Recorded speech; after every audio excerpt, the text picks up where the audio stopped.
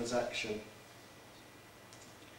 A positive life transaction is reviving and purifying the heart, the intellect, and retaining the soul, and that's true success.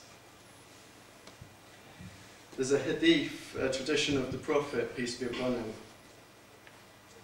that a man spent his life reciting the name of idols, and then by accident he said Allah. And Allah immediately answered his prayer. And the angels came to him and said, "Oh Allah, why did you answer this man's prayer? He worshipped idols his whole life, and he said your name by mistake."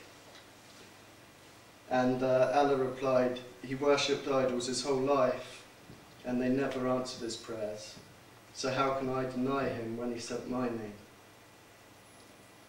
It's after this prayer, whilst walking down the street, that Allah guided me to the point of accepting Islam.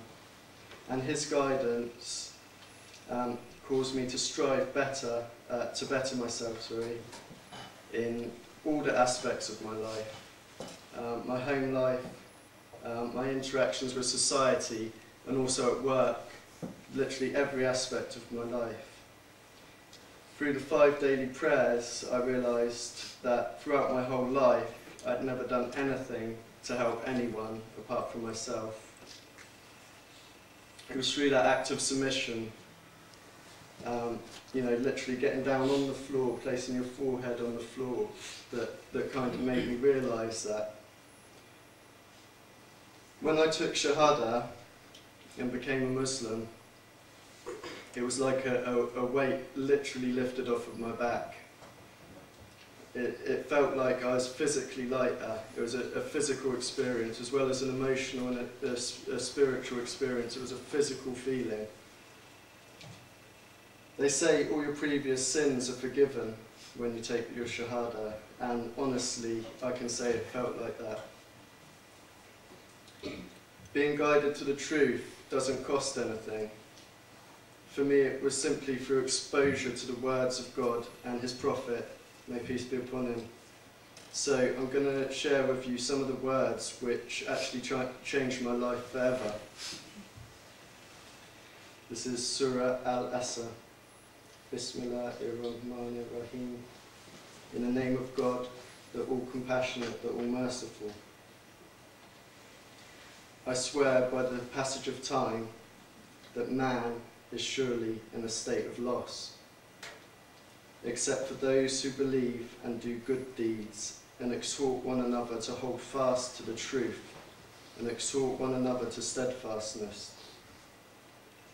Imam Shafi, a great scholar of Islam, said if nothing else was revealed except this verse, it would be sufficient for them. God says in the Holy Quran, speaking about a sign for mankind, I have set the sun and the moon in exact reckoning with each other. And here's the scientific description of that sign of God. It's only by chance, interestingly, it's a coincidence, that the ratio of the distance of the sun and that of the moon from the earth is approximately equal to the ratio of the sun's size and that of the moon, both about 400 times approximately. Hence they both look as if they have the same size from Earth. That is why sometimes the sun is completely blocked by the moon, which this is so in the case of a full solar eclipse. These are the things that I spent a lot of time considering. They're words to contemplate and to reason. And the things I thought about and considered within myself are, is this chance? Is it a coincidence? I believe what God says, I set the sun and moon in exact reckoning as a sign for mankind. He says, look at it, I did that to guide you. And that's how that affected me, and that's how I feel about it. Surah Ikhlas. Say, he is God, the One, God, the self-sufficient. He does not give birth, nor was he born. and there's nothing like him. These were profound words to me, and they are profound words to me. And the thing about Islam is once you're exposed to its truth, once you absorb it and digest it and you understand it, there's one imperative, and that is to believe it or reject it knowing that it's the truth. The Holy Prophet, peace be upon him, said to his people, "If I were to tell you there was an army ready to attack you on the other side of this mountain, would you believe me?" And they said, "Yes, you're the trustworthy one." And then the Prophet said, "Then I bring you news of a greater punishment, which lies right between your palms."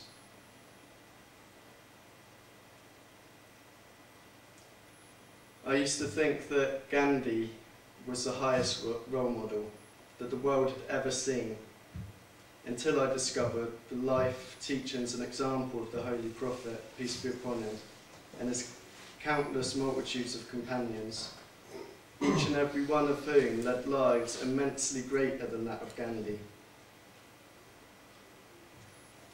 My heart weeps at the story of Bilal, who the Prophet said he had running in front of him in paradise, crushed by rocks on burning sands in an attempt to make him renounce his faith, saying, "Ahad, Ahad, Ahad, the one, the one, the one." I feel the pain of Abu Bakr beaten to the ground again and again, saying, "Ashhadu an la ilaha illallah wa ashhadu anna Muhammad Rasulullah." I testify that there's no God but God, and Muhammad is the prophet of God.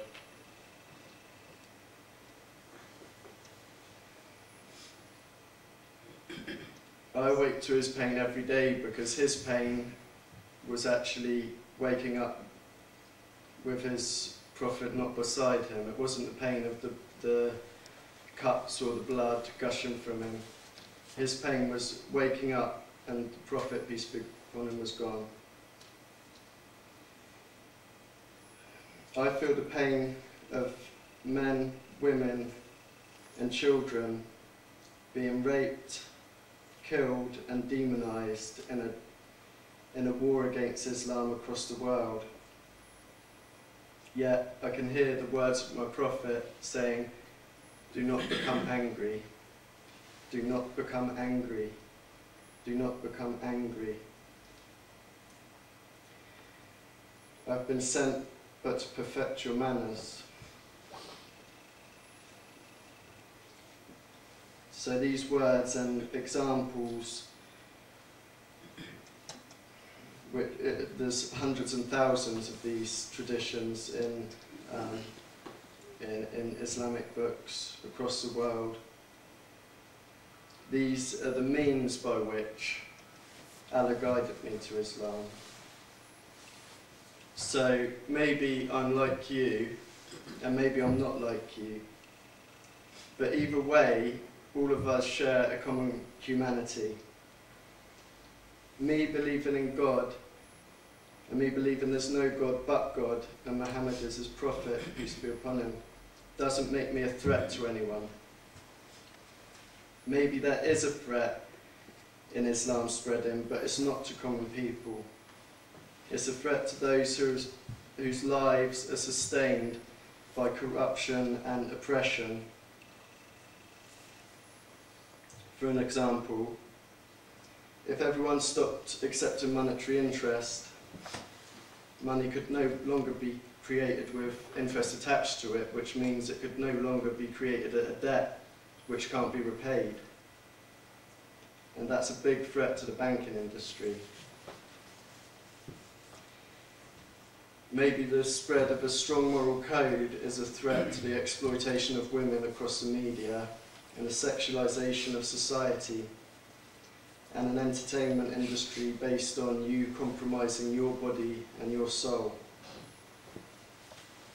Maybe it's a threat to corrupt officials, companies, overcharging for goods, exploiting the third